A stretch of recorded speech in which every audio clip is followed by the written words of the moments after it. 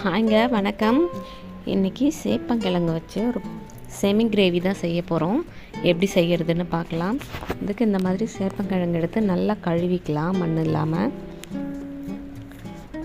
இந்த கிழங்கு பார்த்திங்கன்னா கொஞ்சம் கை நமிக்கிற மாதிரி இருக்கும், ஆனால் அது காய் நமிக்காது. அதனால் கையில் கொஞ்சமாக லைட்டாக எண்ணெய் தடவிக்கிட்டு இந்த மாதிரி தோல் சீவி எடுத்துக்கோங்க. கருணக்கிழங்கு மாதிரி நமிக்குமானா இல்லை, இந்த மாதிரி பச்சையாக நம்ம உரிக்கும்போது கை லேசாக நமிக்கிற மாதிரி இருக்கும். அதுக்காக எண்ணெய் தடவிக்கோங்க. இந்த மாதிரி நீல வாக்கில் கட் பண்ணி தண்ணியில் போட்டு நல்லா கழுவி எடுத்துக்கலாம் 2-3 தடவை. இந்த மாதிரி நல்லா கழுவி எடுத்துட்டு 1 ஸ்பூன் கல் உப்பு சேர்த்து நம்ம நல்லா ஊற வச்சிடலாம். ஒரு 1/2 hour ஊறட்டும். அப்படி ஊறும்போது பார்த்திங்கன்னா அதில் இருக்கிற வழவழப்பு தன்மை போயிடும். ஒரு 80% போயிடும். ஒரு அரை மணி நேரம் நான் அப்படியே ஊற வச்சிடுறேன். இப்போ எண்ணெய் விட்டு 1 ஸ்பூன் ஜீரகம், கருவேப்பிலை, பூண்டு எல்லாம் சேர்த்து வதக்கிக்கலாம்.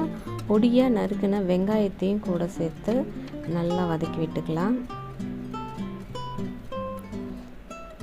இது நல்லா வதங்கட்டும். எந்த அளவுக்கு வதங்குதோ அந்த அளவுக்கு டேஸ்ட்டாக இருக்கும். இப்போ ஒரு 4 பழுத்த தக்காளி எடுத்து மிக்சியில் அரைச்சி வச்சுருக்கேன். இதையும் சேர்த்து நல்லா வதக்கி விட்டுக்கலாம்.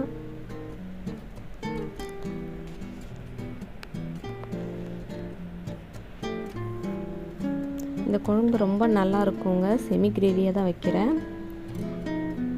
தேவையான அளவு உப்பு இதில் சேர்த்துக்கலாம். நம்ம அதில் வாஷ் பண்ணுறதுக்கு தான் காயில் சேர்க்குறோம், அதனால் அதில் உப்பெல்லாம் இருக்காது.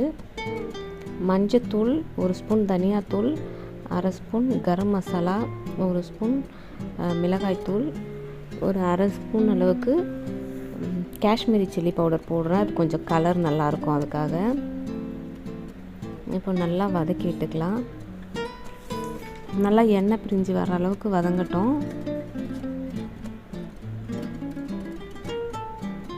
இப்போ இன்னொரு பக்கம் வானல் வச்சு எண்ணெய் விட்டு கொஞ்சமாக இந்த காயை அதில் பொரிக்க போகிறோம்.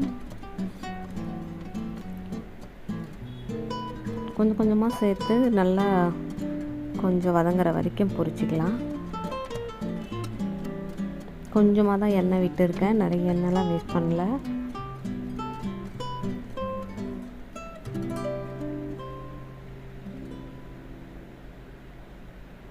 கொஞ்சம் கலர் மாறினதும் எடுத்துடலாம் இந்த மாதிரி. இப்போ இதுவும் நல்லா வதங்கிருச்சு. இதில் கொஞ்சம் தேவையான அளவுக்கு தண்ணி விட்டுக்கலாம். இன்னும் கொஞ்சம் தண்ணி விட்டு கொதிக்கட்டும். இப்போ இந்த அளவுக்கு கொதித்து வரும்போது காயும் இதில் நம்ம சேர்த்துடலாம்.